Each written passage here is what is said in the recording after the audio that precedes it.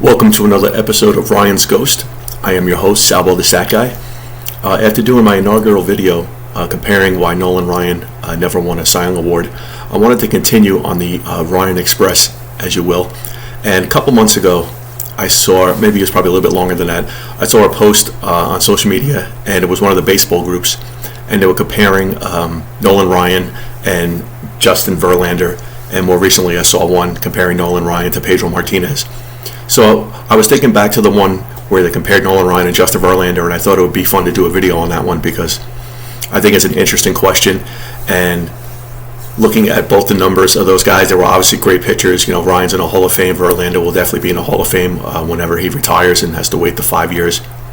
But I wanted to compare the two careers and see if you could, pick a winner, as they say, or if you could say without a doubt or with certainty that one was better than the other.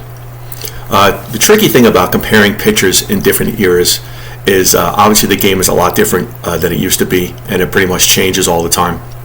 So if you're going to compare players from different eras, one of the things you have to do obviously is get deep into the numbers. And so if we look at, I pretty much put 7 questions you have to ask when comparing different pitchers and everything. Obviously the first one, what era did they pitch in? Obviously Ryan pitched in the late 60s, 70s, 80s, early 90s. Verlander pitched, I believe he started in 2006, and he might retire this year, I'm not sure. But you have to ask, were they the number one starter on their team? Were they ace of the staff? Did they pitch for winning teams? Were they on a good team? Were they on a bad team? Were they a power pitcher? Were they a finesse pitcher? Were you looking at Nolan Ryan or Jamie Moyer? Somebody who doesn't throw very hard or depends on a lot of off-speed pitches. Was that pitcher a workhorse? Did they throw a lot of innings? How was their run support? Obviously in my first video I made the case for Ryan. He had some really awful run support, and if he had better run support he probably would have got more wins. And the last question was, how long were they an effective starter? If you want to complain or talk about the Hall of Fame, that people always mention Sandy Koufax. Well, he was only great for a short period of time, but you couldn't argue with the results though. So depending on your point of view, I guess there are exceptions to the rule. A lot of times the Hall of Fame awards people on longevity, 3,000 hits, 500 home runs, 300 wins, things like that. But I think the criteria over time is going to have to change just because the game has changed so much as well. So if we look at Nolan and Justin, the first thing we're going to do is look at their traditional stats. I updated them through 2025 for Justin Verlander because I'm not sure if he's going to pitch again in 2026. But if we look at their just kind of traditional numbers, Nolan Ryan won 324 games and lost 292. Justin Verlander has 266 wins and 158 losses. The ERAs are pretty similar. Nolan Ryan 3.19 career ERA, Justin Verlander 3.32. Nolan Ryan had 222 complete games. Justin Verlander had 26. And just a little side note, I believe Nolan Ryan in one of his seasons, it might have been 73 or 74, he had 26 complete games in one season, and that's what Verlander had for his career. So that just shows you, I think, right there how different the game is. Ryan had 61 career shutouts. Justin Verlander had 9. Nolan Ryan had 9 shutouts just in 1972 alone, so it kind of gives you a little bit of perspective. For his career, Nolan Ryan gave up 6.6 hits per 9 innings, which is basically a major league record. Verlander 7.7 hits per 9. They both gave up 0.5 home runs per 9 innings, which I think in Verlander's case is a little more impressive just because he played in an era where home runs were just abundant. Ryan walked 4.7 batters per 9 innings, Justin Verlander only 2.5. And Ryan struck out 9.5 batters per 9 inning, and Justin Verlander struck out 9.0, which I would give the edge to Ryan there because he pitched in an era where strikeouts weren't as prevalent as they are today. So it was a little bit tougher for Ryan to strike people out back then because you didn't have as many guys swinging for the fences and trying to hit home runs. And if we look at the strikeout totals in the last 50 years, they pretty much go up every single year. So it definitely was a different game back when Nolan Ryan pitched. So the first thing I want to look at is what's called the black ink test. And that's basically how many times that a pitcher led his league in a statistic. They usually put it in like black ink, and it's usually italicized that they led the majors. Black ink is if they led the National League or the American League. So if we look at some of those real quick, Justin Verlander led the league in wins 4 times for his career. Ryan never did. Each pitcher did win 20 games in a season, though twice. Ryan did in 73 and 74, and Verlander did in 2011 and 2019. Each pitcher led the majors in losses in a year. Ryan in 76 and Verlander in 2008. Both pitchers led the league in ERA. Ryan did it twice in 1981 and 1987, and Verlander did it in 2011 and 2022. Ryan never led the league in complete games, in games started. Verlander did that 5 times. Ryan had 16 seasons where he started 30 or more games, and Verlander had 13 seasons where he started 30 or more games. Both pitchers led the league in complete games. Ryan did it once in 1977 with 22. Verlander did it with 6 in 2012. Ryan led the league in shutouts 3 times.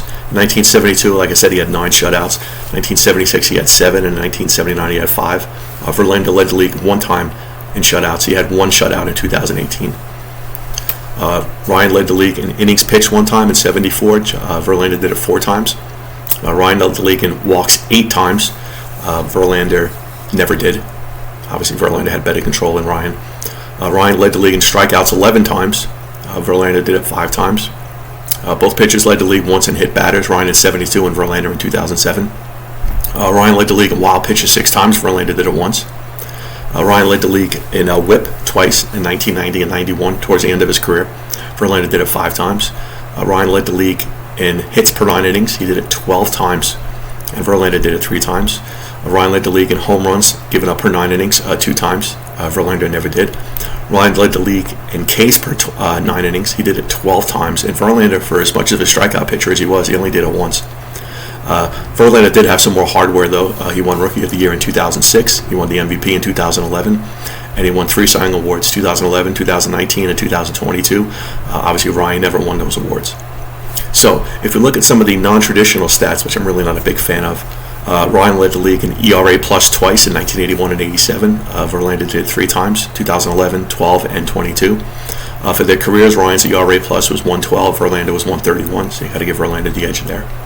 And then 5th, which is fielding independent pitching, which measures a pitcher's effectiveness in preventing home runs, walks, and hit batters and causing strikeouts.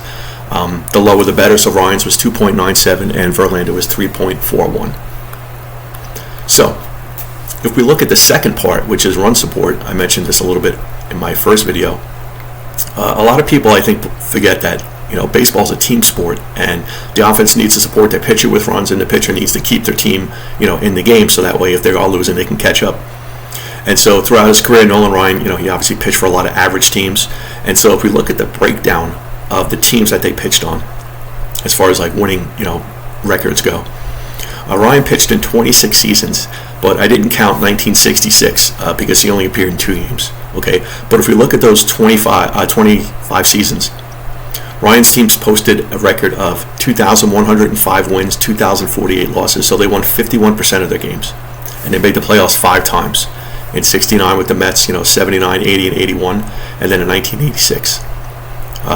They finished with 90 or more wins only 3 times, and they finished below 500 11 times. So yeah, Ryan definitely was not on some very good teams in his career. Now, if we look at Justin Verlander, I counted 17 seasons because I didn't count 2005 because he only started 2 games. I didn't count 2020, the COVID year, because he only started 1 game, and I didn't count 2021 because he spent the year on the IR. He had Tommy John surgery. So if we look at those seasons, Verlander's teams went 1,485 wins, 1,218 losses, so they won 55% of their games, and they made the playoffs 10 times, as opposed to Ryan's teams, which only did it 5 times. And obviously in Verlander's case, it's a little bit easier because you had the wild card, so it's a little bit easier to make the playoffs than it was back when Ryan pitched. But his teams won 90 games 7 times compared to Ryan's 3 times, and his teams only finished under 500 3 times. Ryan's finished under 500 11 times.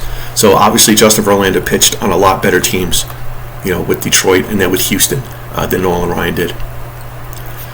So if we look at run support, okay, Ryan obviously would struggle his entire career because his offenses weren't very good. But if we take a look at their career totals as far as run support goes, Ryan started 773 games, okay, and in 288 of those starts, his team scored 0, 1, or 2 runs for him. And so his record for those games was 43 wins and 200 losses. He had a 3.28 ERA. He had 77 complete games and 21 shutouts. When teams scored 3 to 5 runs for Ryan, he had a record of 156 wins and 79 losses, a 2.88 ERA. He had 305 games where they scored 3 to 5 runs, 99 complete games, 32 shutouts. And in games where his offense scored 6 or more runs for him, that happened in 180 games. Ryan was 119 wins and only 12 losses, 3.55 ERA, 46 complete games and 8 shutouts. So if we go down to Justin Verlander, he started 555 games so far in his career. In the games where his team scored 0, 1, or 2 runs for him, he had 19 wins and 102 losses, a 3.32 ERA. It happened in 154 games. He had 10 complete games and 3 shutouts. In games that his team scored 3 to 5 runs for him, he had 106 wins and 43 losses, 3.10 ERA. That happened in 208 games, 10 complete games, again 3 shutouts. And in games where his team scored 6 or more runs, Verlander was 141 wins, 13 losses, 3.58 ERA, 193 starts, 6 complete games, and 3 shutouts. So as you can see by the numbers, Verlander obviously got better run support for his career than Nolan Ryan did. And just to kind of put a fine point on that, in the games that Ryan got 0, 1, or 2 runs, that accounted for 37% of his entire starts in his career. Okay, but in Verlander's case, only 28% of his games where he got 0, 1, or 2 run support. So a 9% increase for Verlander. Okay, in the games where they got 3 to 5 runs of support, that was in 39% of Nolan Ryan's starts, 37% for Justin Verlander's starts. So Ryan's a little bit better in that respect, 2%. But if you look at the game started where they got 6 or more runs from their offense, Ryan only had 23% of his starts where his team got 6 or more runs for him, where Verlander had 35% of his starts. He got 6 or more runs. So obviously, as you can see, Verlander obviously got way better support as far as runs go in his career. And if you look at the seasons, Ryan had one season where his team actually had more than five runs of support. He had one season where his team got 5 runs for him each start, and Verlander had 5 such seasons. So, as I said, runs were kind of in a premium on the teams where Nolan Ryan pitched, and so he probably should have had more wins than he really did. If we look at overall totals, in 73% of Nolan Ryan's starts in his career, he gave up 3 runs or less. So, I mean, that's pretty impressive. 7 out of 10 starts, 3 runs or less. So he definitely, for all his wildness, for all his not being able to, hold runners in place and stuff, and people saying he's overrated, he kept his teams in games, okay? Verlander was a little bit better. In 75% of his starts, he gave up 3 runs or less. So both pitchers obviously great at, keeping their teams in games and giving them a chance to come back if they were losing. But if you look at the innings pitched, though, Ryan did pitch 5,386 innings, and Verlander only pitched 3,567. So Ryan pitched about 1,800 more innings, which, I mean, let's face it, that's an entire career for some pitchers. So it just kind of shows you the longevity that Ryan had and how, it's pretty impressive. Now, the third part of comparing these two pitchers is, managers always get a little weary when a pitcher gets deep into a game, especially in today's day and age when most starters only go 5 or 6 innings. And, they're always a little weary when a pitcher has to face the lineup 3 times or 4 times because they feel that it starts to give the batter a little bit of an edge because maybe the pitcher might get a little bit tired. They've seen most of his pitches now. They kind of have an idea of what to expect. So managers are always weary about letting starters go deep into a game. But if we want to look at that number, okay, as far as Nolan Ryan goes, the first time through the lineup, okay, batters hit 200 against him for his career, which is very impressive, obviously. Now, the second time through the batting order, that actually dropped, and hitters hit 197 against Nolan Ryan. His third time around the order, teams hit 207 against Nolan Ryan, and fourth time around the lineup, so deep into games, 7, 8, 9 innings, which happened in 476 starts, they hit 220. So some really impressive numbers. So it went up a little bit, but not a whole lot. If we look at Justin Verlander, same thing. First time through the lineup, teams or players hit 214 against him, so 14 points more than Ryan's. Okay. Second time around the lineup, teams or players hit 217, which was 20 points more than Nolan Ryan's 197. Third time through the lineup, batters hit 245 against Justin Verlander, which is 38 points more than Ryan. And then the fourth time around the lineup, which only happened in 213 games for Justin Verlander, players hit 259 against him, whereas with Ryan they only hit 220. So you definitely saw a 38 and 39 point increase in batting average third and fourth time around for these two pitchers, which I think just kind of shows you how great Nolan Ryan was, because even getting deep into games, he was still a tough pitcher to face, and it was still tough to get a hit off of him. And since the data only goes back to 1988, if we look at starts where Nolan Ryan threw 101 pitches that we have, because obviously he threw 100 pitches almost every start, but since 1988, so from Ryan from 1988 to 1993, he had 116 games where he threw more than 100 pitches, and after the 100 pitch, teams still hit 201 against him. So even though he got deep into games, it didn't really affect his pitching that much. He was still an effective pitcher. Now, Justin Verlander, if you look at the games where he threw 100 or more pitches, that happened in 377 games. And after the 100th pitch, teams hit 241 against him.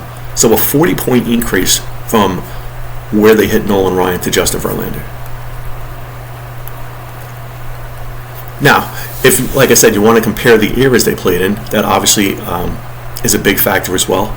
So if we go back to Ryan's basically first year in the American League, where he started to become a dominant pitcher, that was in 1972. The American League was still 1 year away from the DH, and the offenses weren't very good. Okay, back then you only had 12 teams in the American League, and going into that season, they averaged 98 home runs, 848 strikeouts per team, and the league hit 239 in 1972. The ERA per team was 3.06. There were only 8 position players who struck out more than 100 times, and when they added the DH in 1973, that number only increased by 2. So you had 10 players who were position players who struck out 100 or more times in 1972. So it just kind of shows you wasn't a whole lot of offense in the league. Teams, stressed putting the bat on the ball. They weren't home run happy like they were today. They hit and run more. They stole bases a little bit more. They played small ball a little bit more. Obviously, until 73 had the pitcher hitting. So it definitely was, like I said, a different game. If we look at Justin Verlander's first season, where he became a big-time starter, was in 2006. And the American League now was up to 14 teams. They averaged 182 home runs per season going in, 1,016 strikeouts. And the league average that year was 275. So obviously offense and strikeouts were a lot more prevalent in Verlander's first season than Ryan's season. The team ERA was 4.56 in 2006. And there were 32 position players who struck out 100 times as opposed to 8 in Ryan's first season. And the year that followed, it increased up to 42 position players at 100 or more strikeouts. So I think you could say that in Justin Verlander's era, it was a little bit easier to get strikeouts than it was in Ryan's era. And obviously the data backs that up. So in conclusion, if you want to compare Ryan and Verlander, I think you'd be more than happy to do it. But I think it's really hard to compare the two just because of the eras that they pitched in was so different. If I had to pick one guy to pitch a game for me, I'd probably lean towards Nolan Ryan, even though I don't think you can go wrong with Justin Verlander. Like I said, they're both Hall of Fame pitchers. But I think it's fun just to kind of compare the numbers between different pitchers. And, that's the great thing about baseball is that everybody has an opinion about who they think is better, what numbers they think, or what stats they think are more important.